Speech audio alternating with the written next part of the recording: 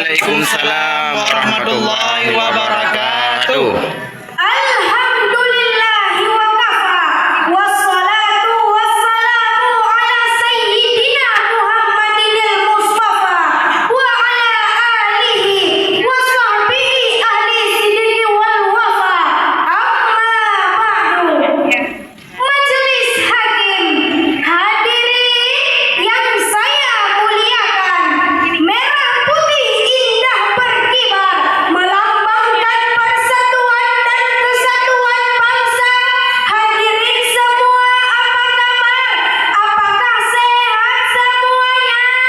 Sehat. Alhamdulillah. Segenap puji bagi Allah yang telah menciptakan bumi serambi Mekah yang subur, makmur dan indah, laksana lempengan surga yang jatuh ke atas pangkuan bumi. Begitu kata pengembara Ibnu Battuta. Allah lah yang telah menciptakan berbagai hasil tambang, membentangkan laut dengan keindahan riak dan gelombang, serta mengajarkan kepada kita bagaimana mencari makan dalam mengarungi bahtera kehidupan. Selanjutnya, salawat bertangkai salam kepada junjungan Nabi Muhammad Sallallahu Alaihi Wasallam, manusia tersempurna dan idola kita semua. Jika kebesaran seseorang diukur dengan pengaruh, Nabi Muhammad adalah raksasa sejarah. Begitu kata Karen Armstrong. Beliau bagaikan percikan api yang jatuh ke pangkuan padang pasir yang tandus, yang membakar butir-butir debu menjadi museum, yang meledakkan angkasa dari New Delhi hingga ke Kanada. Kata Thomas Carlyle, lebih dari itu, Al-Quran menegaskan bahwa beliau adalah rahmatan lil alamin, rahmat bagi alam semesta. Lampu kok ada di belah tengah. Yang saya hormati Dewan Hakim yang arif dan bijaksana, yang saya nantikan penilaiannya kepada panitia pelaksana Festival Anak Soleh Indonesia Provinsi Aceh, yang saya banggakan kepada teman-teman seperjuangan. Hadirin yang dirahmati Allah, pada kesempatan ini izinkan saya menyampaikan sebuah ceramah yang berjudul Al-Quran Cahaya Abadi sebagai pedoman hidup Muslim sejati.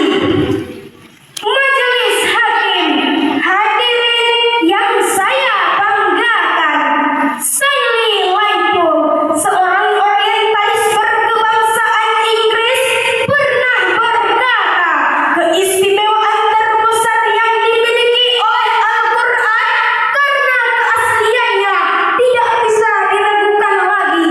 Setiap ayat yang kita baca, setiap kata yang terkandung dalam Al-Quran adalah kalimat-kalimat yang akurat, tidak berubah hampir 13 abad. Masya Allah. Hadirin, Al-Quran adalah kitab suci umat Islam yang merupakan sumber pedoman kehidupan di dunia. Al-Quran bukanlah sekedar kitab suci yang berisi rangkaian kata-kata indah yang dibaca dalam berbagai irama. Ia adalah kalamullah, firman Allah Subhanahu wa Ta'ala, yang diturunkan kepada Nabi Muhammad Sallallahu Alaihi Wasallam melalui perantara malaikat Jibril. Al-Quran adalah An-Nur, yang berarti cahaya, dan Al-Quran adalah Al-Huda, yang bermakna petunjuk bagi seluruh umat manusia. Allah berfirman dalam Al-Quran, surah Al-Baqarah ayat 2. A'udzu billahi minasy syaithanir rajim. Bismillah.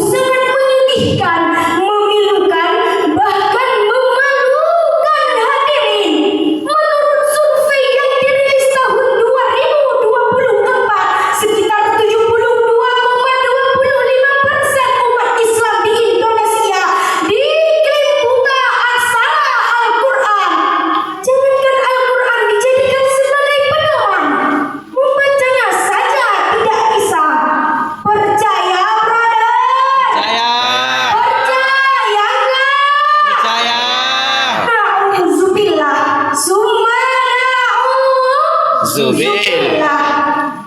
Padahal Rasul telah bersabda dalam sebuah hadis yang diriwayatkan oleh Imam Bukhari dari sahabat Rasulullah Utsman bin Affan radhiyallahu anhu, khairukum man ta'allama al-Qur'ana wa 'allamah.